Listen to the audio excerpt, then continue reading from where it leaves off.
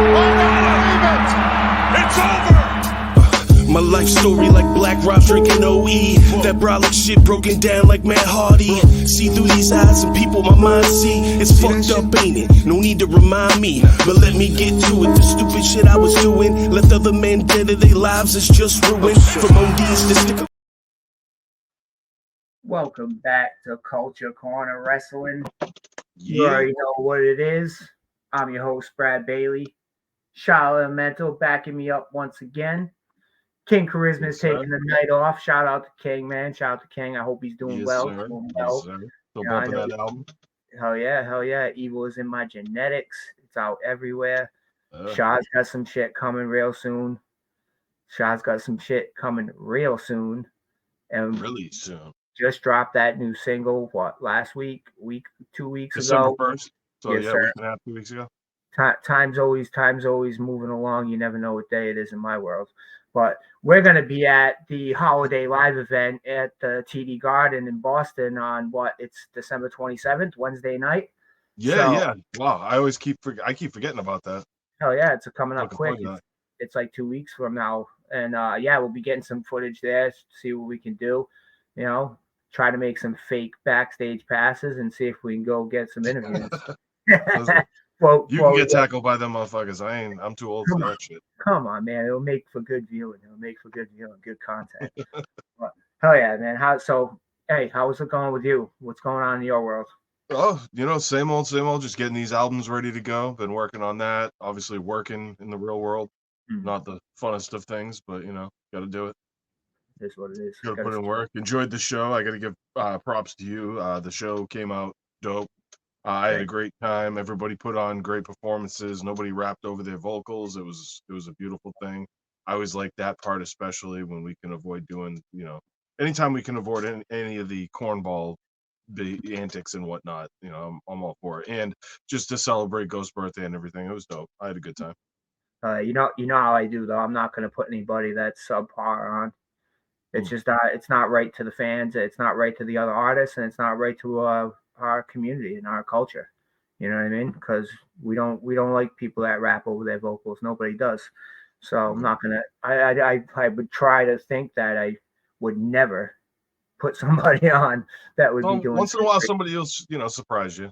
But yeah, exactly. I mean, I know it's rough up there if you try to do it by yourself and you have no backup and you don't have some time to breathe. But that's why you got to practice. You know what I mean? I didn't have a hype man for my set. Exactly. But yeah, definitely. It was a great show. Shout out to everybody that came out. Shout out to Ghost, man. I know he had a great time. I talked to him the next day. He had a great time. So that's what really, really mattered in the end. It was all about him. It was his birthday, his record release. So a lot of good shit coming up from the team. But yeah, let's cut to the wrestling world. That's what this show is about, is the wrestling world. And Punk's back. Everybody knows Punk's back. And so now finally, as of Monday night, he's picked his spot. We knew that was going to be his spot because the money is in him and Seth. And I think that was Seth's greatest promo he's ever done.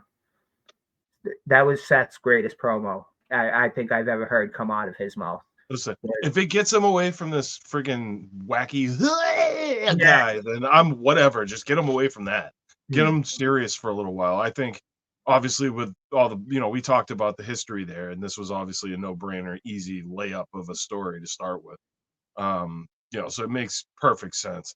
And I do think, I just think we're probably going to see him versus Rollins at night 1 of WrestleMania, most likely. And then night 2, we'll probably end up getting Cody and Roman, but we'll see. I mean, it kind of throws everything up in the air too with LA Knight now in the middle of his push and everything. Just Punk being back kind of really throws everything up. And now that he's with Raw, which makes sense, where they're trying to shop a TV deal for the Raw brand, they would put him there in getting ready for that.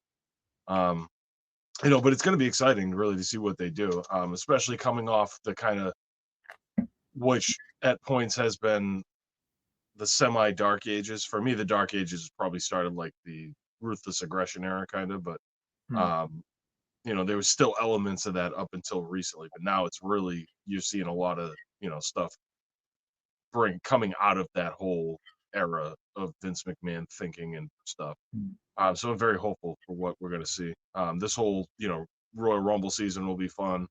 Obviously, the road to WrestleMania is going to be fun, I think. And there's so many different directions they can go too. It's going to be cool just to see what they do. Awesome. Like going into the Rumble, there's no clear winner, but there's two guys that stand above everyone else. It's Punk and it's Cody. Those are the two favorites, obviously, because they have to both go on to what stories that they're. So if Punk does win the Rumble, then Cody's got to win the Chamber, because how can they justify him going after Roman again?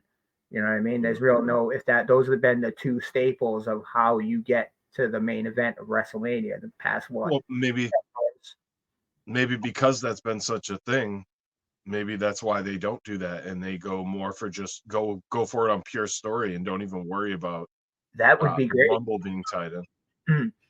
That would be great to change it up a little bit, because all that has become stale after a while. Now that Vince is totally out of the picture, like he's pretty much shut out. There's no McMahon in the offices, which is kind of crazy to say, because we never thought there'd be a time that a McMahon either way would be running the place. Really, I thought it would be Stephanie would be the top dog, but nope. Once that dude Nick Khan came in, and he knows his business, he knows that side of it. They got Hunter doing the creative, which has been great. I mean, it's a total night and day from 6 months ago.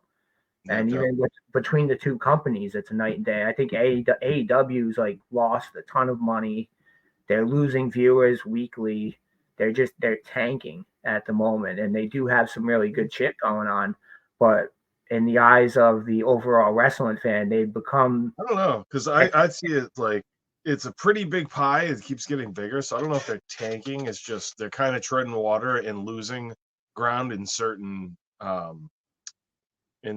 internet circles and whatnot, but they're still doing pretty good. I mean, the All In show for next year in London still selling like crazy already, so that'll probably be another success.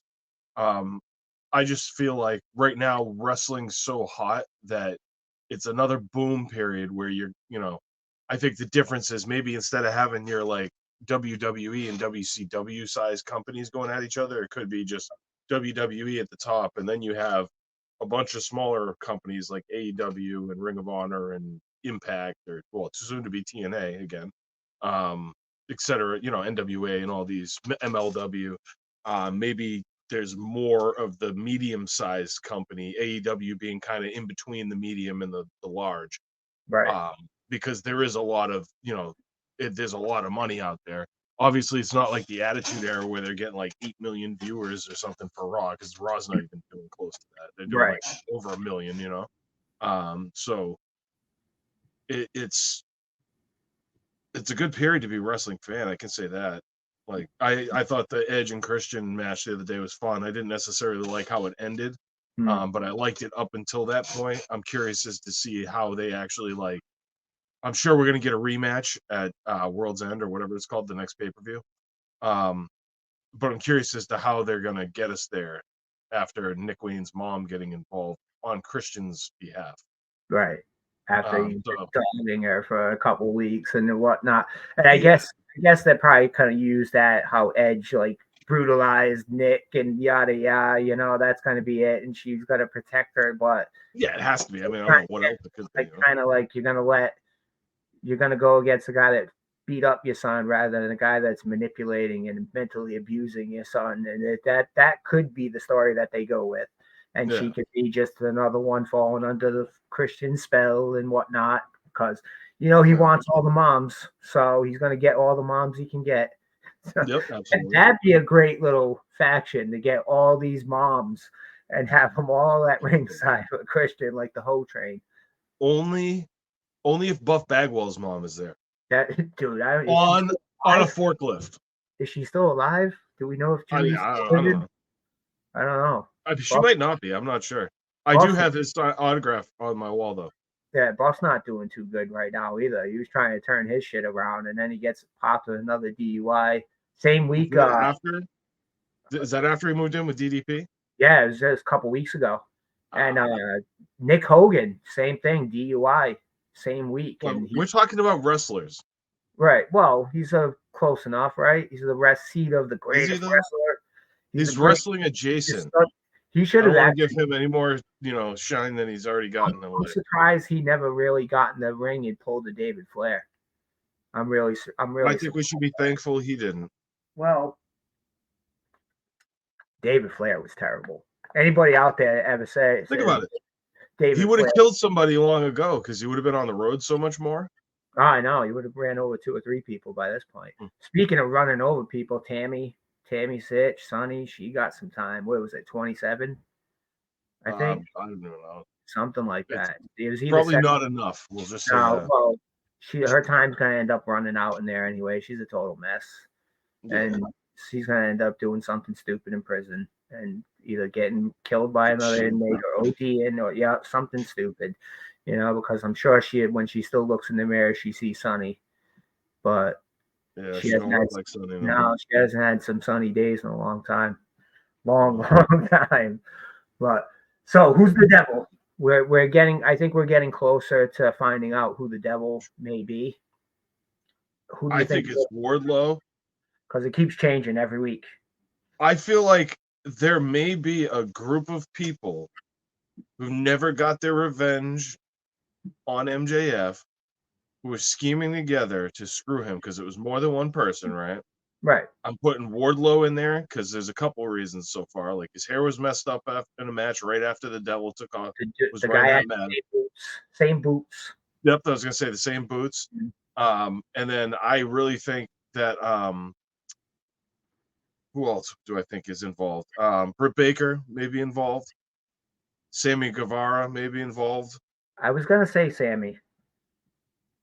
Jungle Boy could be, maybe, possibly. I hope not, because I want him to just go away, but that's just me. But yeah, it could be like this thing where a bunch of what are normally babyface or have been up until recently, people kind of came together to screw MJF out of his title.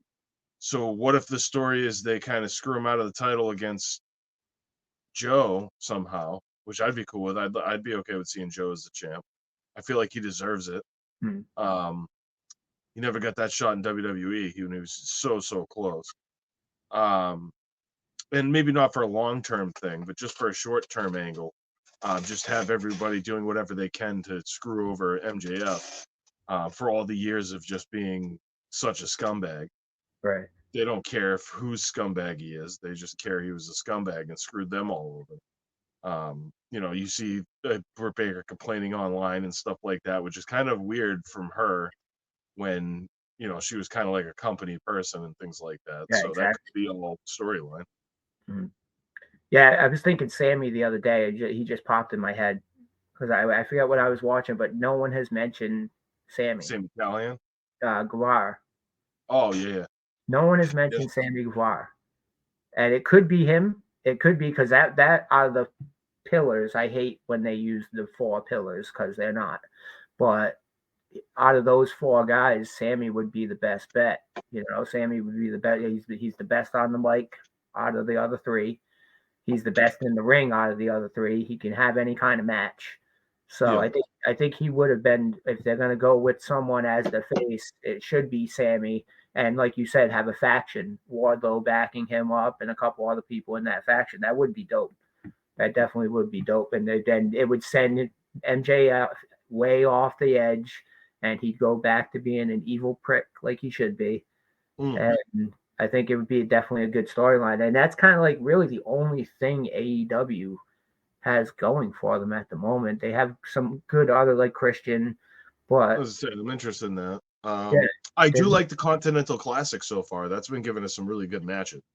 Yeah, I think that's the difference. They never fall flat. Match-wise, they're always really on point, unless you're not into the flippy, kicky Buck style, which I'm not. I know you're not, but they do have great matches. It's just their storytelling just needs to get to be a little tighter. Yeah, they could definitely work on that. But you're just hoping Tony gets somebody, people in the right places. I mean, it's and he's letting so many people go too. Like Arn left, a couple other guys left from Kevin Sullivan recently. yeah. I mean, he should really be utilizing these guys for their storytelling. Yeah, they're from an older generation, and Well, maybe that's the way he sees it. But he should work with I'm them. sure. Did you see that Tully Blanchard had said the whole time he was in AEW, nobody ever asked him for advice? Yeah, it's like, what are you doing? You know, to on Like that's say it's like Tully and Arn. Like right. obviously, I don't think like FTR needed to ask them for advice because in my mind, I'm like they're clones of them. I don't really think they need to ask them much of anything because it seems like they got it down pretty well on their own. But some people could definitely use some work, especially the tag teams. Like some of these guys, they get in the ring before the tag. They don't even make the tag. Like there's been some really bad stuff like that. Mm. And like they forget the rules of tag team wrestling and such. So it's I can't believe that they had them in the company. They didn't ask them, for more advice, and they just use them as on-screen talent. It's I'm just like, you hire them for their minds. it's the way the company works. It's kind of ridiculous, and it does need to be tightened up. It needs to be like they say, it's a sloppy shop. But tonight on Culture Corner Wrestling, we have a first. We're going to be bringing a guest on tonight. Yeah. MC out of New York by the name of Thought Provokah. So, ladies and gentlemen, let's welcome him to Culture Corner Wrestling.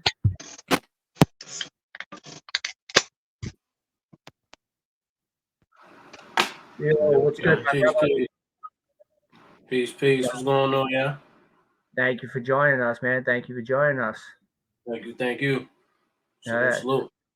Yes, thank you for being here. So, tell us a little something about yourself and about your hip hop career and how you play wrestling into that. Well, I've been rhyming, I want to say, all my life, but really got serious into it again around 2014, 2015. My son was born. I started off like doing ciphers, like Ramo ciphers, just traveling, doing the ciphers or whatever, until like I could find like a good enough engineer to, to record my music and actually feel comfortable in the studio, you know what I'm saying, with the quality that I was putting out. As far as like how I incorporated wrestling, I've been like a huge wrestling fan since like 1990 Royal Rumble Coliseum videotapes. So I would always try to put little like tidbits, little punchlines. Like my first mixtape I put out Thought Thursdays. I did like a whole like Bret Hart 1990s Undertaker scheme, like incorporated in there. And ever since then, like I wouldn't carry, a whole wrestling theme throughout like a song until this recent project. But I put little punchlines in there, little slick wordplay in there to incorporate, to let you know like I'm in tune with what's going on. And I've been a huge fan for 30 plus years. So you grew up through all the good eras. Yeah, word. Yeah. Like, yeah, man. So with the recent project, I just decided to, just go all out and incorporate everything. I saw like when I saw CM Punk return, I was just like, all right, this kind of makes sense for me now. Like everything's kind of coming full circle. Like, I kind of watch Jeff Hardy, and the last time I saw Jeff Hardy in the WWE or before I saw him return at like WrestleMania with like, demented Matt Hardy or whatever, I saw him facing Punk like for the title, before like, the drug issues and everything else caught up to him, the stuff with Sting over in TNA or whatever. So, it was sort of like an ode to, seeing like Jeff for the better part in a good place, you know what I mean? And seeing the Hardy Boys like sort of in a good place. That's dope. Yeah, that was a dope moment. Good pop too. Word. They came out at WrestleMania, yeah, and word. Like I was a huge Matt Hardy fan at that point too. I've actually always liked Matt better, and when he did that whole broken Matt Hardy thing, yeah, and we're talking the different voices, and the accent had like 5 different accents within the accent. Like, yo, that shit had me dying. It was ridiculous. It was stupid. It was over the top, but I was like, yo, I'm here for every second of this, as stupid as it is. Like the lake of reincarnation. Like That's where what did he invent himself? Like his whole character. That was amazing. I love that. That's what wrestling is, though. It's over the top. It's ridiculous. Right. And if we can suspend our disbelief, then we can sit back and enjoy it, just like a movie, just like a TV show, just like a cartoon, anything out there is entertainment. And wrestling's the same thing. A lot of people always want to drag wrestling fans and wrestling itself. It's because they just don't get it, or they're too uptight, so that sort of thing. They can't just sit back and enjoy something, which is ridiculous in itself. Right, absolutely. If you like sitcoms, like wrestling has writers too. Like sitcoms have writers, TV shows, movies have writers. So it's the same thing. I think wasn't Freddie Prinze Jr. like a writer in during like the Attitude Era, like during like either Attitude Era or Ruthless Aggression. It was like mid 2000s, I want to say. Mid 2000s, like 2015, something like that. Yeah, but I didn't know that at first. Like last time I heard a dude, he was in She's All That and all that. So I wouldn't even piece that together. So that just shows you the connection between wrestling, script writing, rapping. If you can like come up with like elaborate stories, like a lot of the stories and fictional tales, like I will come up with in albums. It's inspired by wrestling. Wale the same thing. Like he was a big wrestling fan, and he formulated albums based off of his love of wrestling. So yeah, it's all storytelling, bro. And if you can get into the storytelling of wrestling, you definitely can get into the storytelling of hip hop. Yeah, exactly. Now, who was your first favorite wrestler? Ultimate Warrior. Yeah. That was my guy too. Ultimate Warrior. But yeah, man. Just running down the aisle full speed. You know what I mean? Gas the fuck out. Yeah. Gas out, blown up. That's why he was the original Goldberg, right? 2-3 minute matches because he's blown up already. Like he's done. You gotta call for the finish early. You gotta go home early. It's time to go. You know what I mean? Like when he beat Honky Tonk Man. Yeah. That was 18 seconds or some crazy night. He went in. Craziness. It was crazy short. Body missile, get splash done. Boom. He spent 4 minutes running around the ring, gassing himself. And the crowd went wild. Yeah, the pop was crazy. I just watched that. That's funny you say that. I just watched that the other day. Like he comes running down, like he clotheslines him, press slam. You know what I'm saying? A little belly flop. 1, 2, 3. I'm out of here. Like, and at that time, Honky Tonk was like the longest reigning Intercontinental Champion at that time before Gunther just beat it. You know what I mean? So that was dope. That was dope to see. But yeah, that's like Ultimate Warrior at his height before he went ultra egomaniac on us and and racist and all that. Yeah, and it was crazy too because that was like a generational kind of thing. Because like I know like Ultimate Warrior, so that was like me and my friends, and then like Hulk Hogan would have been like if I had an older brother, that would have been him and his friends guy, right? Because he would have been like maybe 5 years older than me. So like to me, Hogan was cool, but I was like, yo, Warrior's the shit because I'm into heavy metal and like, yeah, like this is metal, right? And Hulk Hogan was just kind of like he was like Leonard Skinner, and like Warrior was like Motley Crue and like Guns N' Roses. So I'm like, because that was the vibe back then. You know what I mean? And then like it was the generational conflict, and then when he beats Hogan, another great pop too. Yeah, he had both belts at the time. The Intercontinental and the World Championship. Yeah. Yep. In Toronto, and it's crazy to think those two guys actually put on a decent match, considering how poorly they actually are in ring. Right, and they gave them a lot of time too in that match. They had plenty of time. A lot of rest holds though too. A lot of rest holds in the middle because Warriors I'm already blown up. I gotta. Both of them were juiced to the gills, so they know that. They could barely drink it, so it is what it is. Where do you think the CM Punk situation's going in WWE? I saw a little bit of the promo with him and Seth. I think it goes. I wouldn't be surprised he wins the Royal Rumble. And picks Seth to to go against him because the storyline just matches up. You see at the end, you know what I mean, the War Games. Like Seth is, whether it's a work or not, like he's over here, like or shoot or whatever. Like he's so angry at Punk. Like it's kind of set it up like for those two to be on the collision course. I remember I heard like Stone Cold being an option, but I was just like, nah, it's way too far fetched. Why would you do that? But I kind of see the CM Punk Seth Rollins thing going to WrestleMania. I think that's the direction they go. It makes most sense to me. Yeah, I think that's pretty much where they're going. They're heading with Cody and Roman and Seth and Punk, and that's going to be it for the two main events for the two nights. Right. It's going to be a huge show.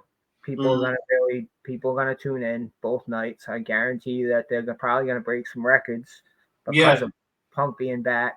His merch sales are wild right now. He's selling so much merch, it's ridiculous.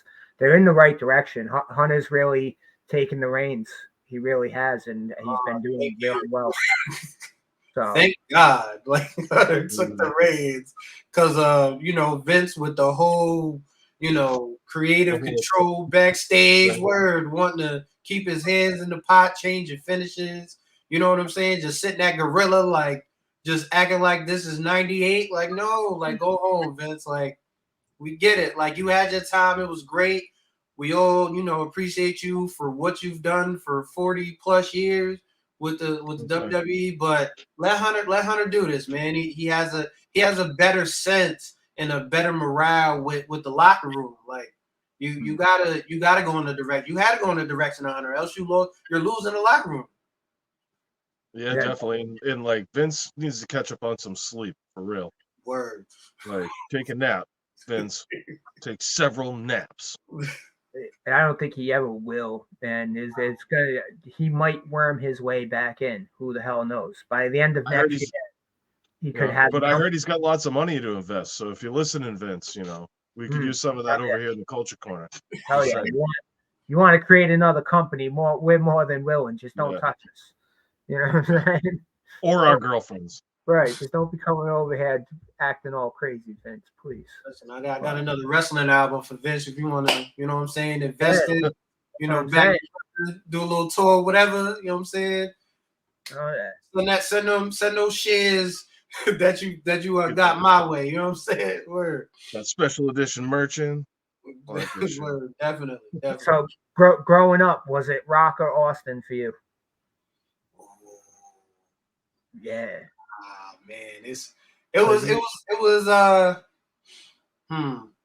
was Stone Cold from like the wrestling standpoint, because before like he gets his neck broke by Owen at that SummerSlam, like he's a great worker, like stunning Steve Austin with Brian Pillman back in WCW, like great worker. He kind of changed the style after he gets hurt. Became a brawler. Yeah, Brett, my favorite wrestler of all time's brother. Yay. You won't shut up about Goldberg. That's all right, man. That's all right. I get it. But, I get it. He ended your career, bro. I would be pissed off too if I was missing out on that Brett. But like Stone Cold style for me, like I always like the athletic, like Rick Rude, Mr. Perfect, like Bret Hart, Shawn Michaels, like the rocker style. Like that was my style. I like that style.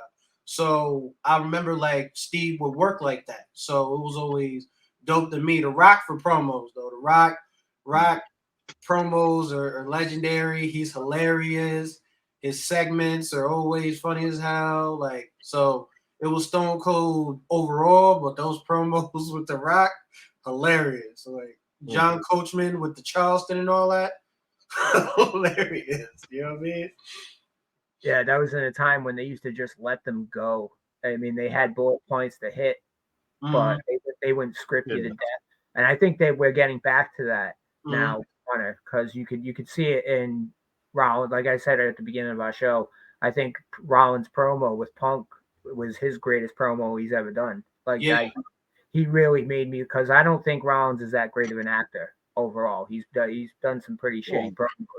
That's why that hits. He meant that. That's yeah, he's exactly. been saying that for a long time. So it's like even his facial expressions, like Shaw said at the beginning, he's getting away from that. Look at me with all the crazy out. Hopefully they steer him really away from that. And I don't care if he's a face or a heel.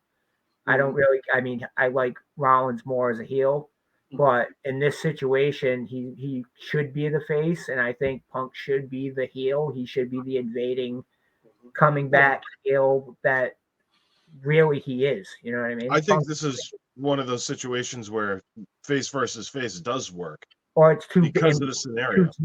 Too, you know, you could see it that way too.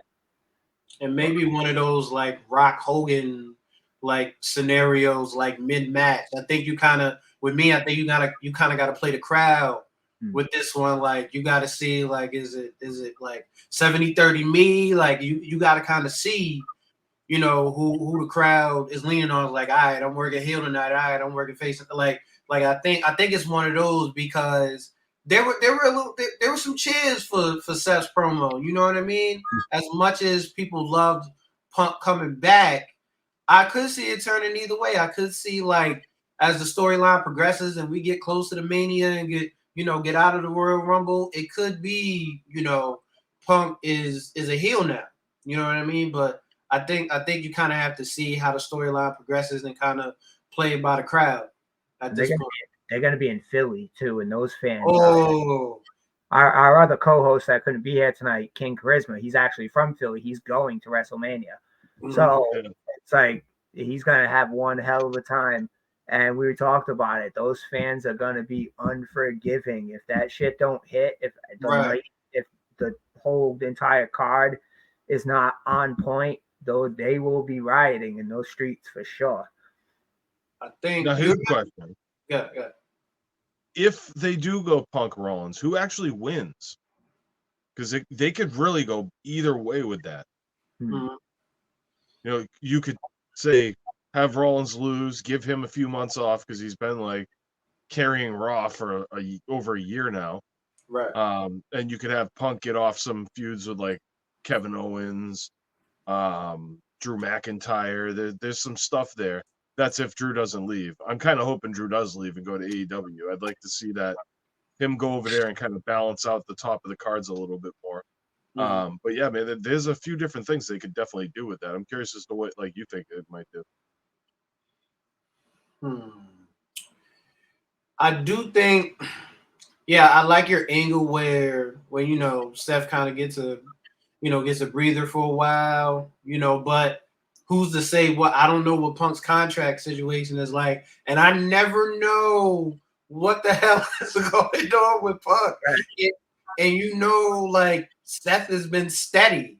So do you stay with sort of, so to speak, the steady hand, or do you go like with the wild card and the lightning in the bottle that you kind of got with Punk? You know what you're gonna get with Punk, and also how is Punk's work rate at this point? Like, how is he in the ring? Like, I saw a couple, you know, matches AEW. He wasn't looking so good. Wishy-washy. Yeah, so you know, Steph can still work, you know, at a high rate, as opposed to Punk. You know, are you comfortable with him carrying all those house shows and and all the live events? You know, I don't know. If I'm Triple H, I want Punk to win, but I don't want Steph to kind of take a, you know, I don't want Seth off, because I don't think Punk can carry Raw like Seth can do it at this point in his career. Yeah, I agree. I would book it kind of crazily if it was me. I would have Punk go over.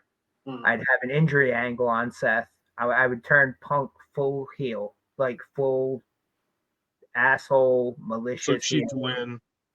Do like whatever, even like bring out the sledgehammer and Triple H it up. You know what I mean? Because now him and Triple H are buddy. You know what I mean?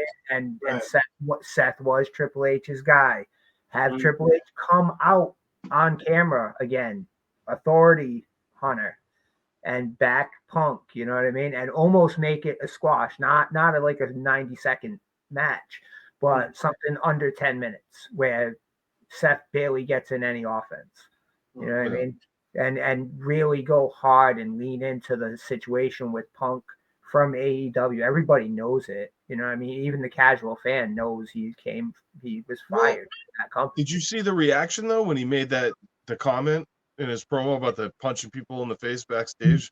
The crowd didn't really go for it. I don't know if the casual crowd really even knows anything I don't think they know about the fighting and all that, but I believe they know that he must have got fired because he was just on another show for another company maybe, yeah. 2 months ago. It was interesting too because supposedly the whole reason neither side was saying anything was because of lawsuits and whatnot and non-disclosures, tampering, and all that other all that bullshit, legal bullshit, which can bury both of them. You know what I mean? So. But yeah, I would book it. I'd book it just almost like when Moxley beat Punk for the interim, and when they were going right there to consolidate the interim and his championship when he came back, and he just squashed him in 3 minutes. I would do something similar and just totally have Seth, like you guys say, he needs a vacation. I don't think he's had a vacation since his kid was born. Yeah, and that was what, the pandemic era, wasn't it? Where that was when the Thunderdome was happening and all that. It was a year or two. Yeah, it was roughly around that time. It was only for like a month, maybe he was off, not even. Yeah, he only took a short paternity leave. So yeah, he definitely needs a vacation. He hasn't been injured that we know of. I know he has back issues, so maybe he can go get that dealt with or even rest with that can help. Before he really hurts himself. And I don't think Punk is going to be carrying house shows. I don't even think he probably will be on many house shows. I doubt that's going to be in his contract. I mean, it's been 3 weeks and he hasn't even wrestled yet. I think they have him booked for in the city. He's supposed to be. Dominic Mysterio, right? Yeah. I think he's supposed to do. One of them. Yeah. I did see it because I was thinking about going. So I was on SeatGeek and I'm like, oh, they got Punk wrestling. Oh, okay.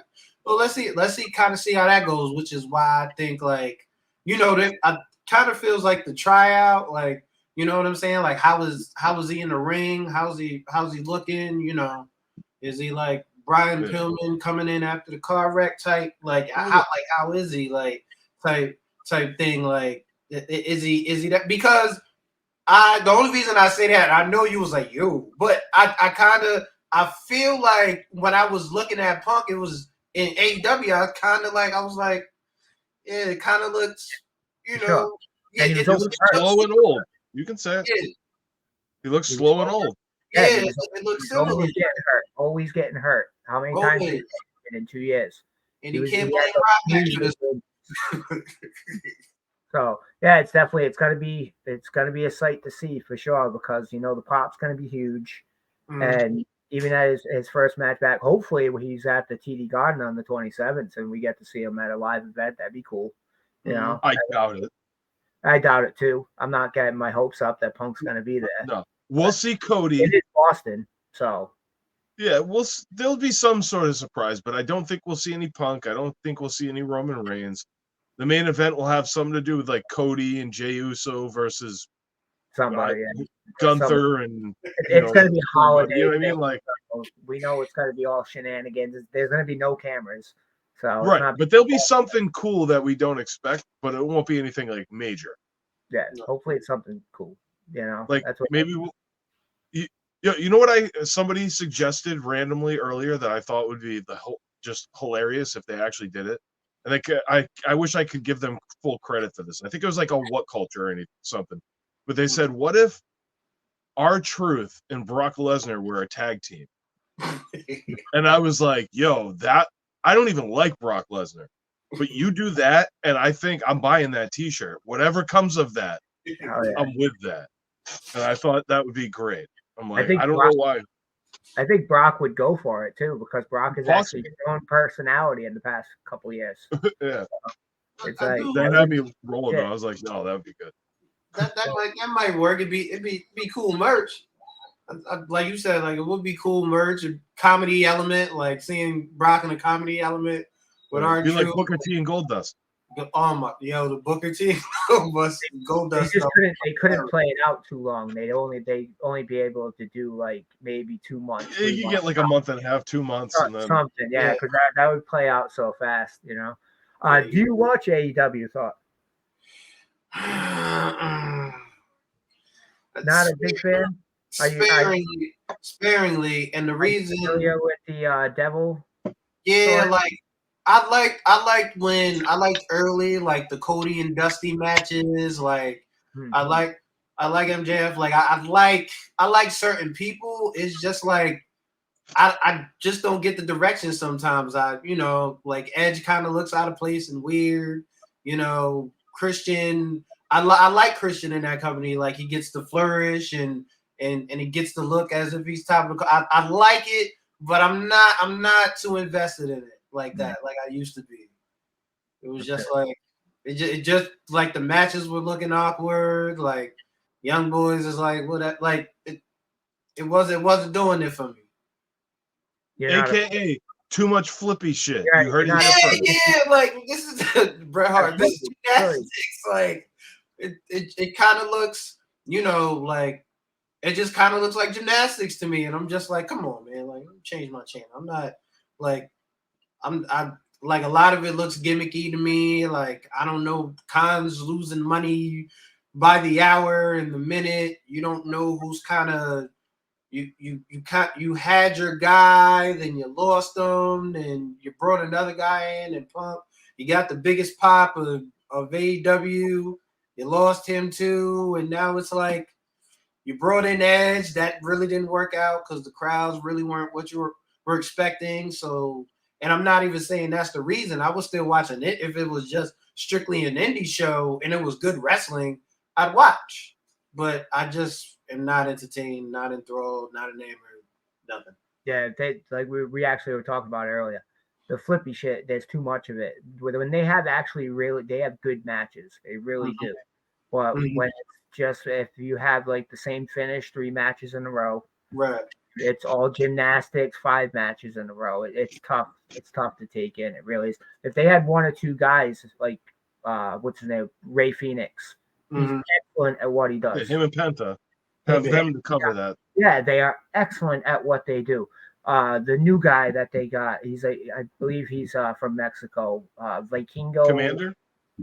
He's dope too, but the Vikingo dude, like, oh yeah, he's insane. Yeah, MJF ruined him by his name. He's excellent at what he does, but the Bucks, stop it. Stop. Well, it's like there's room for the different styles. It's just you gotta have a good balance to it. It's just like anything else. Right. I mean, it's like cooking. It really is like cooking a meal in a way, because where you want certain elements, but you don't want any of the elements to overpower, other elements to the meal. You want things to be able to be enjoyed individually as well, but as a whole at the same time. And it's like, that's one thing that they definitely really need to work on, is the balance there, because it is a lot of the, we're gonna have 10 guys stand here while one guy takes 10 minutes to climb, and then does a backflip onto them as if they're not catching him, like what we were talking about last episode actually. And it's like that, like I was saying last time, it's like that's the type of stuff where the casual fan and the person just randomly catching it on TV sees it and goes, "Yep, this is corny, this is fake, blah blah blah blah blah." Right. Whereas, if you have the high drama stuff, like the Adam Copeland and Christian stuff, some of it's been really good, but then some of it's been kind of bad, and it's always been the bad stuff has been the hokey stuff that they add in, the carny wrestling stuff they had in. When really there, all you need with them two is their relationship, and you can just play off that alone, and you don't always need the extra stuff on the outside. Exactly. So it's like there's a lot there that's good. They just need to work on some things. And really at this point, nobody's going to catch up to WWE. Like you were saying last time, Brad, like they've got like what, a 70-year head start. I mean, it's ridiculous. There's no way globally you can catch a company like WWE. It's like Thought Provoker going, you know what? I'm going to start a new professional basketball league. Yeah, right. You know what I mean? Like you're not going to be the NBA, right? Not ever. That's what or even compete with them for a while.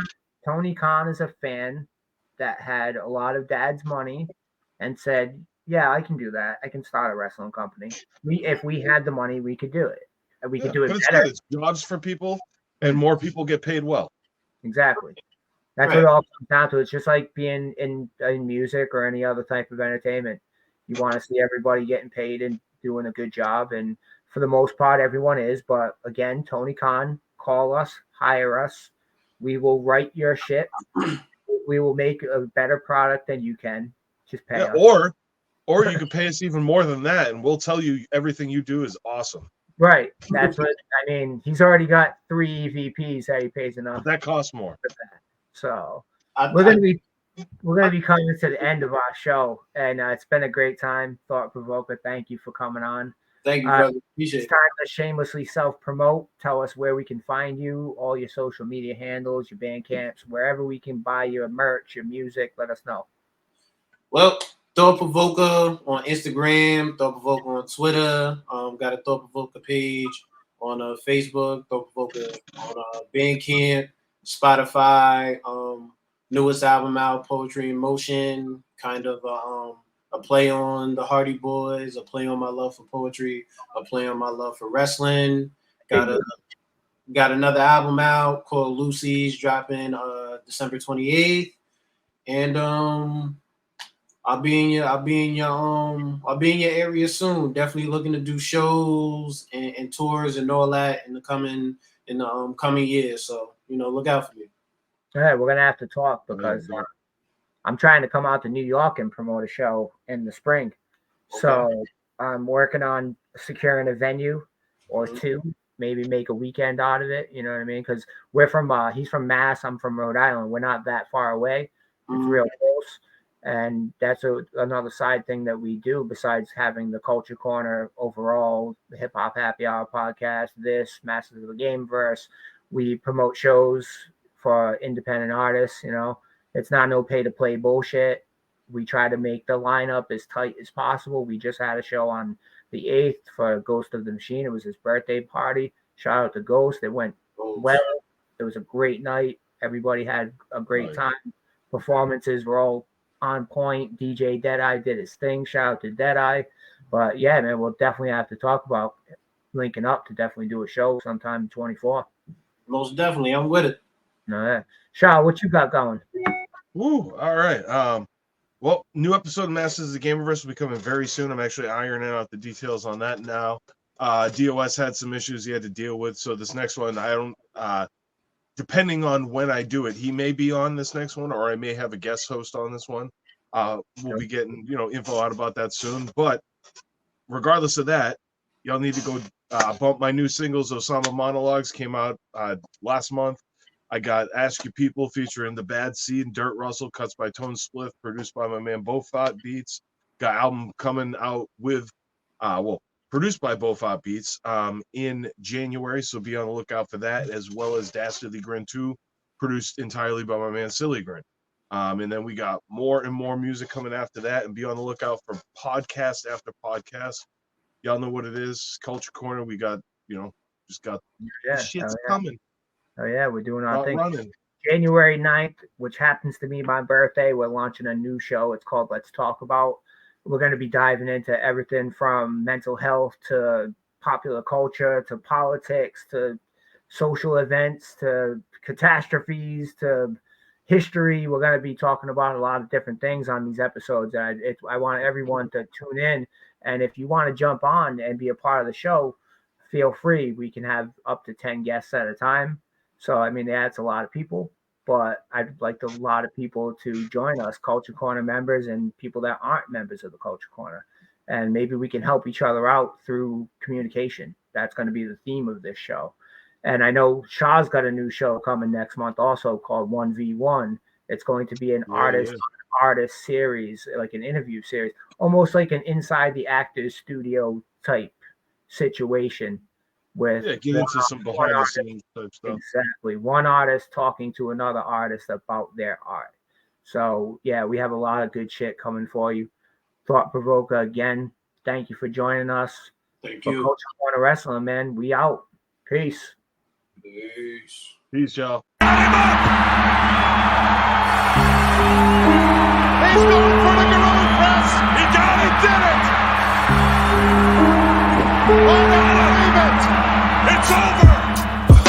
life story like Black Rob drinking OE. That brolic shit broken down like Matt Hardy. See through these eyes and people my mind see. It's fucked up, ain't it? No need to remind me, but let me get to it. The stupid shit I was doing left other men dead.